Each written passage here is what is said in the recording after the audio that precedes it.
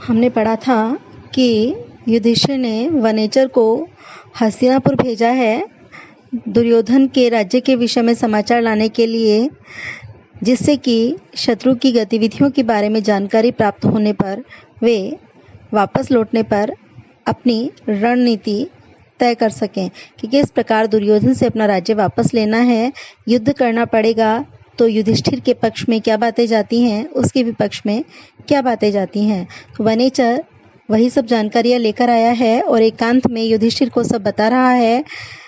समाचार कुछ बहुत अच्छा नहीं है, क्योंकि वनेचर बता रहा है कि इस समय दुर्योधन बहुत अच्छी प्रकार प्रजा पालन कर रहा है, प्रजा का प्रेम अर्जित करने के लिए बड़ी नीति पूर्वक शासन कर रहा है। इसी बात को आगे बताते हुए वनेचर कहता है, कृतारि षड्वर्ग जयेन मानवीम अगम्य रूपाम पदवीं प्रपित्सुना विभज्य नक्तं दिवं अस्ततंद्रिणा वितन्यते तेन नयेन पौरुषम।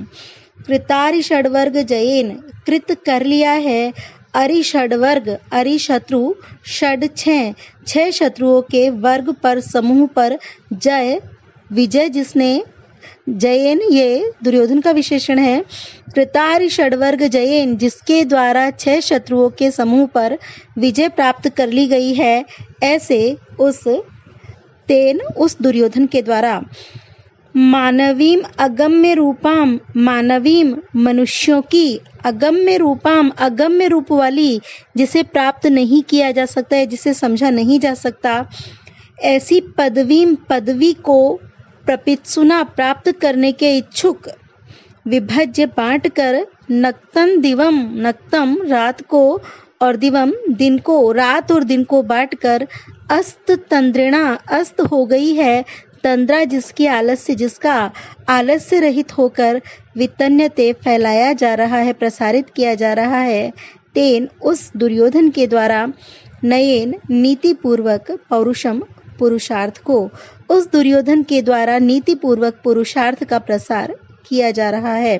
कैसा दुर्योधन? कृतारि षड्वर्ग जयेन, जिसने 6 शत्रुओं के समूह पर विजय प्राप्त कर ली है।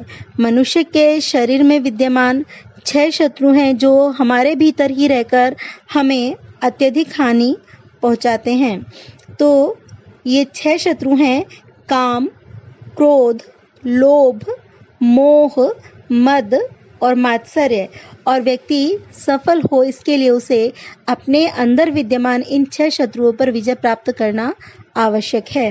तो दुर्योधन ने इन 6 शत्रुओं पर विजय प्राप्त कर ली है और मानवीय मनुष्यों के लिए बताई गई या मनु द्वारा बताई गई जो नीति है और जो पदवी है, उस पदवी को, उस नीति को प्राप्त करने के इच्छुक उस दुर्योधन ने, अगम्य है, बहुत कठिनाई से प्राप्त करने योग्य है वो नीति, किंतु उसको प्राप्त करने के इच्छुक दुर्योधन ने तो मेहनत तो करनी पड़ेगी। यदि आप अगम्य को पाना चाहते हो, जो बहुत मुश्किल है पाना, उसको पाना चाहते हो तो प्रयास अधिक करना पड़ेगा। इसलिए अस्त तंद्रिणा, जिसने तंद्रा का पूरी तरह त्याग कर दिया है, आलस्य को बिल्कुल छोड़ दिया है, और नक्तन दिवम विभज्य, रात और दिन को बांटकर, जिसने समय का उपयुक्त बंटवारा किया कि समय में क्या काम करेगा ताकि कोई भी काम छूटे नहीं, काम को करने के लिए समय कम न पड़े, समय का सही बंटवारा करके कार्य कर रहा है। अस्त तंद्रिणा तेन वितन्यते, तेन उस दुर्योधन के द्वारा नयेन नीति पूर्वक पौरुषम वितन्यते, पुरुषार्थ का प्रसार किया जा रहा है, पुरुषार्थ को फैलाया जा रहा है। तो दुर्योधन इस समय बहुत मेहनत कर रहा है, आलस्य को उसने बिल्कुल छोड़ दिया है, अपने भीतर विद्यमान काम, क्रोध आदि शत्रुओं को उसने जीत लिया है और दिन रात एक करके निरंतर कार्य कर रहा है। वो प्रजाओं को प्रसन्न करने में लगा हुआ है। क्या करने में लगा हुआ है? जो मनु द्वारा प्रतिपादित अगम्य रूप वाली पद्धति है, मार्ग है, पदवी मार्ग, अगम्य रूप वाला जो मार्ग है प्रजा पालन का, उस पर चलने में लगा हुआ। बहुत दुरूह मार्ग है, बहुत कठिन है, कोई आसानी से चल नहीं पाता, लेकिन वो प्रयास कर रहा है। ये प्रजा पालन का ही मार्ग था जो राम ने अपनी प्राणों से प्रिय सीता का त्याग कर दिया था कि प्रजा का एक भी व्यक्ति असंतुष्ट नहीं रहे। तो बहुत कठिन मार्ग है, लेकिन दुर्योधन उस मार्ग को प्राप्त करने का इच्छुक है, उस पर चलने का इच्छुक है और प्रयासशील है। तो कृतारि षड्वर्ग जयेन अगम्य रूपाम मानवीं पदवीं प्रपित्सुना अस्त तंद्रिणा तेन नक्तन दिवम विभज्य नयेन पौरुषम वितन्यते। काम क्रोध आदि 6 शत्रुओं के समूह पर विजय प्राप्त कर लेने वाले अगम्य स्वरूप वाली मनु द्वारा प्रतिपादित प्रजापालन की पद्धति को प्राप्त करने के इच्छुक, आलस्य का त्याग कर देने वाले उस दुर्योधन के द्वारा रात और दिन को विभाजित करके नीति पूर्वक पुरुषार्थ का प्रसार किया जा रहा है।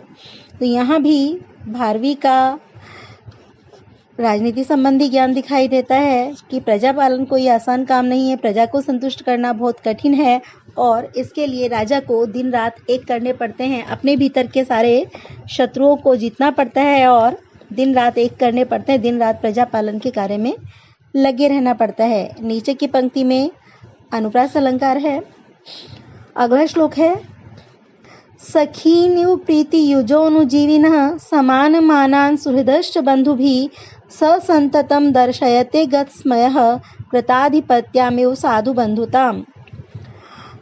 किस प्रकार से व्यवहार करता है दुर्योधन अपने आसपास के व्यक्तियों के साथ? सखीन इव मित्रों के समान, प्रीति युजः प्रेम से युक्त, अनुजीविनः सेवकों के साथ, अनुजीवी जो सेवक हैं, समान मानान और समान मान वाले, सुहृदः मित्रों के साथ, बंधु भी बंधुओं की तरह, बंधुओं के इव समान, संततम वह संततम निरंतर, दर्शयते दिखलाता है, गत स्मयः गत चला गया है, स्मय घमंड जिसका, घमंड रहित होकर, कृताधिपत्याम इव मानो कृताधिपत्याम आधिपत्य स्थापित हो गया है, अधीन हो गया है, साधु अच्छी प्रकार, बंधुताम बंधुजनों के साथ।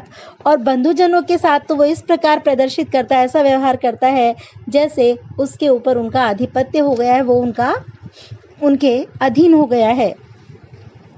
तो वो सबके साथ बहुत अच्छा व्यवहार कर रहा है। कितना अच्छा कर रहा है कि गत स्मयः संततम, घमंड से रहित होकर वह निरंतर, साधु भली प्रकार से, अनुजीविनः प्रीति युजः सखीनिव सेवकों के साथ, प्रेम से युक्त, सखियों के समान, मित्रों के समान, सुहृदः च बंधु भी समान मानान और मित्रों के साथ, बंधुजनों के समान, मान पूर्वक, सम्मान पूर्वक, और बंधुताम बंधुजनों के साथ, कृताधिपत्याम इव मानो उनके अधीन हो गया हो, इस प्रकार वर्तयते व्यवहार करता है। दुर्योधन कैसे व्यवहार कर रहा है कि सेवकों को तो वो इतना मानता है, उनके साथ इतना अच्छा व्यवहार कर रहा है मानो वो उसके मित्र ही हों, और जो मित्र हैं उनको तो वो इतना सम्मान देता है जैसे तो वे उसके बंधु ही हैं, रिश्तेदार हैं, और बंधुजनों के आगे तो वो बिछ जाता है जैसे तो वो उनका अधीनस्थ है। इस तरह से बंधुजनों के साथ व्यवहार करता है। तो जो जितने उत्तम व्यवहार के योग्य है वो उसके साथ उससे भी कहीं बढ़कर अच्छा व्यवहार कर रहा है, और धीरे धीरे उसके इस व्यवहार से लोग उसके अनुकूल होते जा रहे हैं। तो गत स्मयः स संततम साधु अनुजीविनः प्रीतियुजः सखीनिव सुहृदः च बंधु भी समानमानान बंधुताम कृताधिपत्यामेव दर्शयते। घमंड से रहित होकर वह दुर्योधन निरंतर भली प्रकार से सेवकों के साथ, प्रेम पूर्ण मित्रों की तरह, और मित्रों के साथ बंधुजनों के समान, समान मान से, सम्मान से, और बंधुजनों के साथ मानो उनके अधीन ही हो गया हो, इस प्रकार व्यवहार कर रहा है। तो हर प्रकार से सबको अपने अनुकूल करने का प्रयास करने में लगा हुआ है। फिर आगे कहता है वनेचर, असक्तम आराधयतो यथा यथम विभज्य भक्त्या संपक्षपातया गुणानुरागादिव सख्यमीयवान न बाधते अस्य त्रिगणः परस्परम। असक्तम बिना आसक्ति के अनासक्त भाव से आराधयतः आराधना करते हुए, सेवन करते हुए, यथा यथम यथा योग्य, जब जिसको समय देना चाहिए, जब जिसका सेवन करना चाहिए, उस प्रकार यथा योग्य विभज्य बांटकर, भक्त्या भक्ति से, समपक्षपात या समान पक्षपात वाली भक्ति से बांटकर, किसी एक के प्रति विशेष भक्ति नहीं दिखाता, समान भाव से सबके प्रति भक्ति दिखाता है।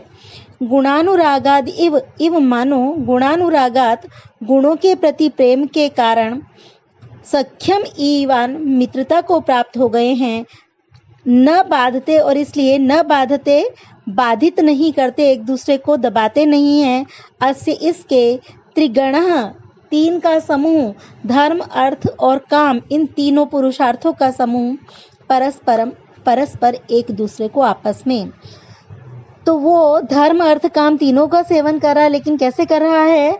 यथा यथम विभज्य, यथा योग्य विभाजित करके, जिसको जितना समय देना चाहिए, जिसको जितना आदर मान देना चाहिए, उतना ही देते हुए, यथा योग्य विभाजित करके, और समपक्षपातया भक्त्या, समान पक्षपात वाली भक्ति से, असक्तम आराधयतः, बिना आसक्ति के आराधना करते हुए, सेवन करते हुए, अस्य उसके, त्रिगणः धर्म अर्थ काम, इन तीन का समूह, गुणानुरागात गुणों के प्रति प्रेम के कारण, सख्यम ईवानिव मानो मित्रता को प्राप्त करके, परस्परम न बाधते, आपस में एक दूसरे को बाधित नहीं करता।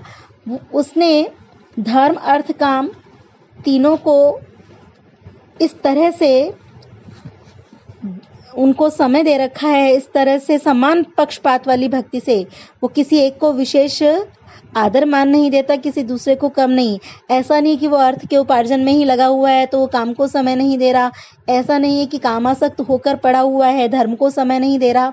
जिसको जितना समय दिया जाना चाहिए, जिसके प्रति जितनी भक्ति प्रदर्शित करनी चाहिए, जिसका जितना आचरण करना चाहिए, उसके अनुसार यथा योग्य आचरण करते हो, और किसी में भी आसक्त नहीं है। सब कुछ वो अपने कर्तव्य भाव से कर रहा है, कर्तव्य बुद्धि से कर रहा है कि ये मेरा कर्तव्य है इसलिए मुझे करना है।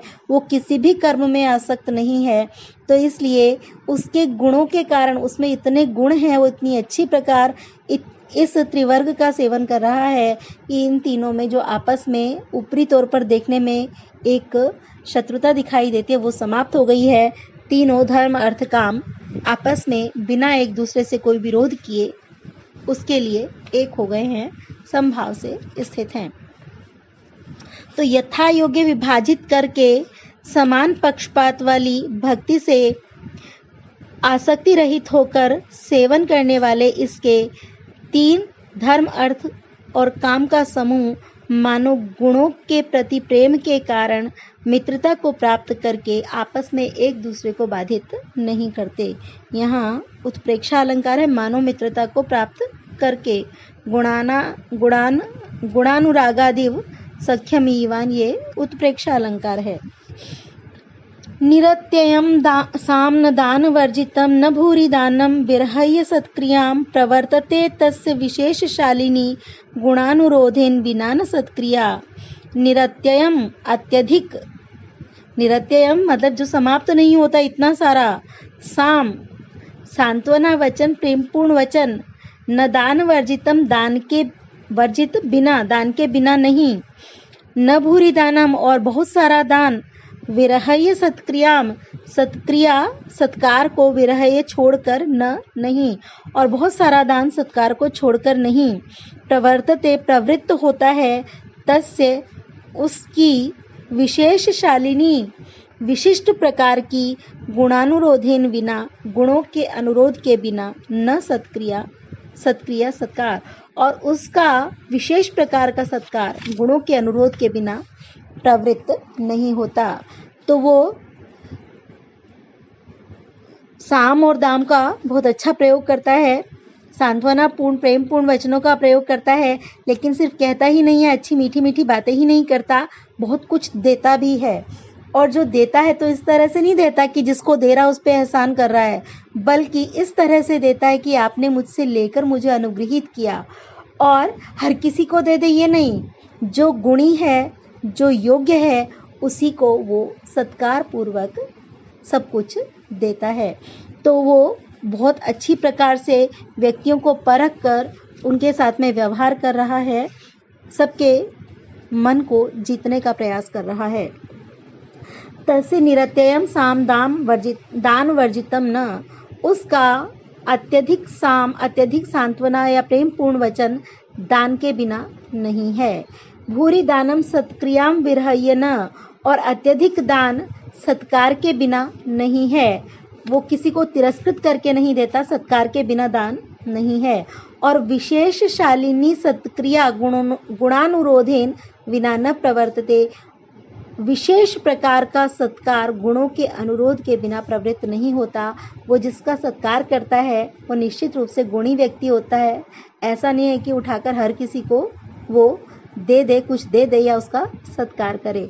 तो वो व्यक्ति को देखकर परख कर उचित व्यवहार करता है। ये एक कावली अलंकार है। यहाँ पर जब पहले को लेकर दूसरे उसके आगे वाले के विषय में बात की जाती है तो वो एक कावली अलंकार है, एक अवली सी बन जाती है, एक ही क्रम में बात को कहता चला जाता है। तो उसने साम की बात की, साम दान के साथ जुड़ा है, फिर दान की बात की तो दान सत्क्रिया से जुड़ा है, फिर सत्क्रिया की बात की तो वो गुण के अनुरोध से जुड़ी है। तो एक में से एक जो निकलती है बात, वो एक कावली अलंकार है।